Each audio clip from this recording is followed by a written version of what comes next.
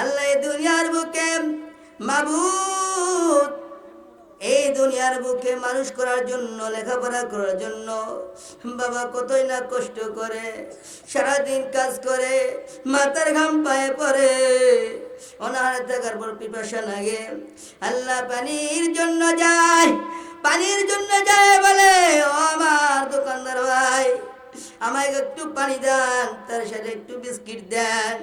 বিস্কিটটা মুখে দেওয়ার সময় ওই সন্তানের কথা মনে পড়ে, ওই জনম দুঃখিনী মেয়ের কথা মনে পড়ে, আর বিস্কুটটা মুখে দেয় না, শুধু পানি ডক ডক করে খেয়ে ওই বিস্কুটটা সুন্দর করে কাগজে মোড়াইয়া পকেটের মধ্যে আনিয়া বাড়িতে বাসায় ঢুকিয়া আব্বুকে ডাকতে,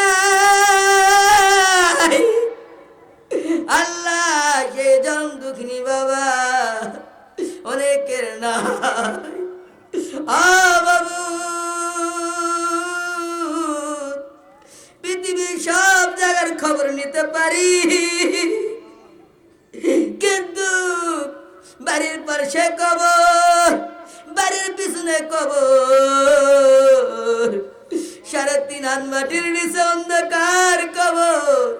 মাকে দাফন করলাম, বাবাকে দাফন করলাম, আজকে সেই মা দুনিয়াতে নাই, আজকে সেই বাবা দুনিয়াতে কারণ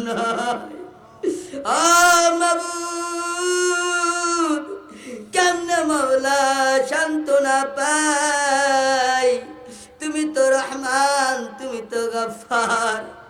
আল্লাহ আজকের ওসিলা করিয়া, এই কোরআনের ওসিলা করিয়া, তাফসীর ওসিলা করিয়া মাবুদ এলাকার যত কবর রয়েছে, মা বোনদের, আত্মীয় স্বজনদের, শ্বশুর শাশুড়িদের, বন্ধু বান্ধবদের, আল্লাহ সমস্ত কবর আযাবগুলো তুমি মাফ করিয়া দাও। আল্লাহ কবরকে জান্নাতের বাগান বানায়া দাও, কবরকে আল্লাহ নূরে আলোকিত বানায়া দাও।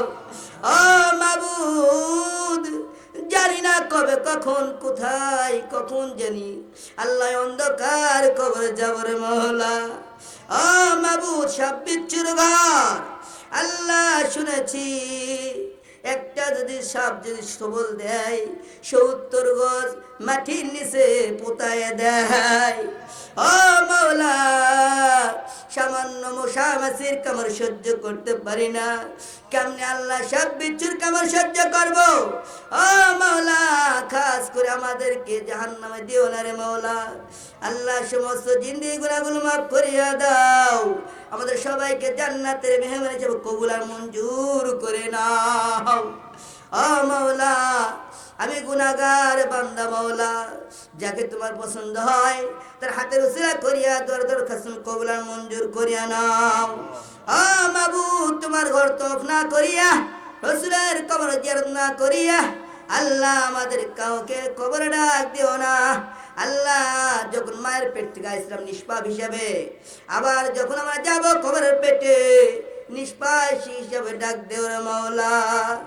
ও মাওলা মাবুদ আল্লাহ কবর এত ভয়ঙ্কর রে মাওলা, আমরা চিন্তাও করি না, ফিকিরও করি না। আল্লাহ তোমার ভয়, তোমার ডর, আল্লাহ তোমার কবরের আযাব আমাদেরকে স্মরণ করিয়া দিন। মানুষ শয়তান, জিন শয়তান, রূহ শয়তান, সমস্ত শয়তান থেকে আমাদেরকে হেফাজত ফরমাও। ও মাওলা সর্বহালতে রাসূলের সুন্নাত তরিকা জীবন যাপন করার তৌফিক দিয়া দাও, রাসূলের পাবন্দি বানায়া দাও। যেই যুবক ভাইয়েরা আমাদের আল্লাহ মুখে এখনো দাঁড়িয়ে রাখে না, যেই রাসূল মায়ের জন্য কাঁদে নাই, যেই রাসূল বাবার জন্য কাঁদে নাই, ইয়া উম্মতি ইয়া উম্মতি ইয়া উম্মতি করেছে। ও মাওলা পৃথিবীর যেই যেই মরুক না কেন রে মৌলা, ইয়া নফসি বলে রে মৌলা। দার নবী মার নবী সব সময় ইয়া উম্মতি বলে রে মৌলা। আল্লাহ রাসূলের মহব্বতে যুবক ভাইদের মুখে মুখে আল্লাহ সুন্নাত রাখার তৌফিক দিয়ে দাও। যেই মায়েরা পর্দা করে না রে মৌলা, পর্দাশীল বানায় দাও। যেই ভাইয়ের নামাজি হয় নাই রে মৌলা, নামাজি ওয়ালা বানায় দাও। ওয়া কুর রাব্বির হামুমা কামা রাব্বায়ানি সগীরা। যে মালাকুল মউত দিবারে মৌলা মধুর কারমা জারি কে দিন ধর্মতি কালিমাতি লা ইলাহা ইল্লাল্লাহু মুহাম্মাদুর রাসূলুল্লাহ।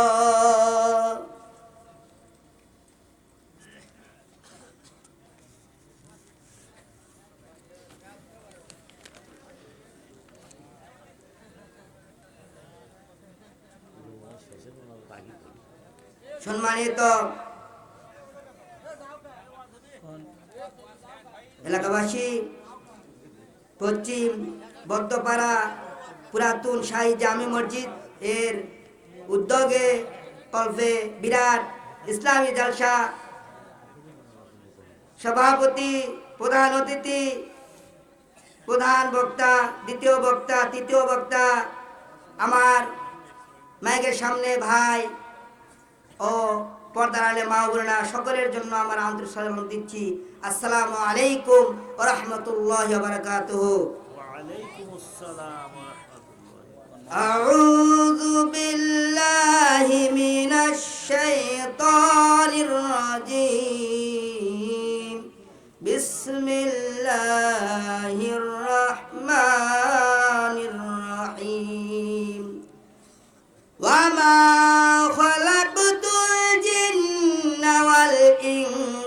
ইল্লা লিয়াবুদুন।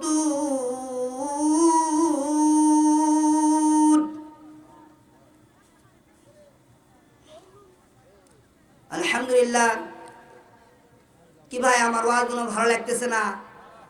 আপনারা বসেন, আমি ছোট্ট মানুষ কিন্তু কোরআন থেকে কথা বলতেছি। কোরআন তো বড়। আল্লাহ রাসূল বলেন যারা কোরআন দাঁড়িয়ে দাঁড়িয়ে শুনে তাদেরকে মন খারাপ করবেন না। আল্লাহ রাসূল বলছেন মুসলমান যতটুকু সময় থাক কোরআন যেন বসিয়ে থাকে শোনে। কি করে শোনে? বসিয়ে থাকে শোনে। আমরা জিকির করি আর আস্তে আস্তে সামনের দিকে আগায় আর সুন্দর করে বসে পড়ি ইনশাআল্লাহ। লা ইলাহা ইল্লাল্লাহ, লা ইলাহা ইল্লাল্লাহ, লা ইলাহা ইল্লাল্লাহু বলরে আমার মন, লা ইলাহা ইল্লাল্লাহু বলরে আমার মন। এই কালিমার কেমন গুণ বুঝতে পারবি মরণের কাল, লা ইলাহা ইল্লাল্লাহু বলরে আমার মন। এখানে আমরা আসছি একটা উদ্দেশ্য আছে, তাই কিনা? উদ্দেশ্য নাই ভাই? ঠিক তেমনি আমার আল্লাহ রব্বুল আলামিন আমাদেরকে দুনিয়াতে দিয়েছেন, পাঠায় দিয়েছেন, সৃষ্টি করে দিয়েছেন। তারও একটা উদ্দেশ্য আছে। কি আছে? তার একটা উদ্দেশ্য আছে। যেমন আমরা জমিনে ধান লাগাই রে বাবা, ধান লাগানোর সময় আমাদের নিয়ত থাকে এই ধানটা লাগাবো, সুন্দর করে কি করব, কাটবো, মারবো, পিটবো, সুন্দর করে বানাইয়া চাল ডাল করে সুন্দর করে স্ত্রী স্বামী বাবা মা নিয়ে খাবো। ঠিক কিনা? ঠিক তেমনি আমার আল্লাহ পাক এই দুনিয়াতে বান্দাকে সৃষ্টি করিয়া একটা উদ্দেশ্য করে পাঠাই দিল। আল্লাহ তাআলা বলল, বান্দারে দুনিয়াতে যদি তোমাকে পাঠানো হয় তুমি কি করবা? আমরা আল্লাহ তাআলার কাছে এক বাক্যে বলাইছি, কলু বালা। আল্লাহ দুনিয়াতে আমাদের পাঠানো হয় একমাত্র আল্লাহ তোমারই ইবাদত করব। কার ইবাদত করব বলেন? কিন্তু আমরা ইবাদত করি কার? কার ইবাদত করি? আমরা ইবাদত করি কার? আমরা ইবাদত করি মানুষের। কার? মানুষের। আপনারা কেউ ওঠেন না ইনশাআল্লাহ, তারা তো ছেড়ে দেবো কিন্তু। আমরা ইবাদত করি কার? আল্লাহর। আল্লাহ তাআলা বলে বান্দারে তোমরা দুনিয়াতে যাবা আমার ইবাদত করবা, কিন্তু আসলে আমরা দুনিয়াতে এসে কি করি দেখেন, দুনিয়া কি দোস্তি মিসলে কাগজ ফুল কি দেখনে মে খুশনামা হাই দর হাকিকত কুছ নেহি। কবি বলেন এই শেরের মধ্যে দুনিয়া কি দোস্তি, দুনিয়ার সাথে দোস্তারি করিও না, আবার দোস্তারি না করলেও চলে না। দুনিয়া কি দোস্তি মিসলে কাগজ ফুল কি, মিশে যদি কাগজ হয় আসলে কি ফুলের মতন ঘ্যান হয়? জ্ঞান হয়? জ্ঞান হয় না। তেমনি এই দুনিয়াটা মিশে একদিন এমনিতেই শেষ হয়ে যাবে। আল্লাহ তাআলা বলেন ও আমার বান্দারা আমি তোমাদেরকে সৃষ্টি করেছি আমার ইবাদত করার জন্য, তোমরা ইবাদত করে আমার কাছে আসো, তোমাদের জন্য আমি জান্নাত রেখে দিয়েছি। কি রেখে দিয়েছি? জান্নাত রেখে দিয়েছি। আমরা বেশি বেশি ইবাদত করব, আল্লাহকে ডাকবো, হাজির নাজির করব। আসলে আমরা দুনিয়াতে ক্ষণিকের জন্য আছি রে বাবা, চোখ দেখতেই অন্ধকার, একটু দেখতেছি আবার হয়তো এক সেকেন্ড পরে আমি থাকবো না। আল্লাহ তাআলা বলেন বান্দারে দুনিয়াতে তোমার কিছুক্ষণের জন্য পাঠাইছি, আসলে তোমার চিরস্থায়ী জায়গা জান্নাত। কোথায়? জান্নাত। এই জান্নাতে যাইতে হলে কিছু রাস্তা আছে, শয়তান আমাদের পিছে পিছে আছে, জান্নাত আমাদের কাছে আছে। যদি ঠিকমতো রাস্তা না যাইতে পারি তাহলে আমাদেরকে শয়তান জাহান্নামে নিয়ে চলে যাবে। আর যে আল্লাহর হুকুম পালন করতে পারি আল্লাহ তাআলা আমাদেরকে দয়া করে জান্নাত দিয়ে দিবেন। আল্লাহ তাআলা বলো বান্দারে ভুল পথে যায় না, আমি সব কিছু দিয়ে দিয়েছি। দেখুন তো আমি একটা সব দিয়েছি রে বাবা। আমাদের হায়াত কতটুক? আমাদের হায়াত কতটুক বাবা বলতে পারবেন? 60 থেকে 70 80 বছর হায়াত। কত বছর হায়াত? 80 বছর হায়াত। এই 80 বছরের হায়াত আমাদের কাছ থেকে কিভাবে হারিয়ে যায় একটু আমরা খেয়াল করব।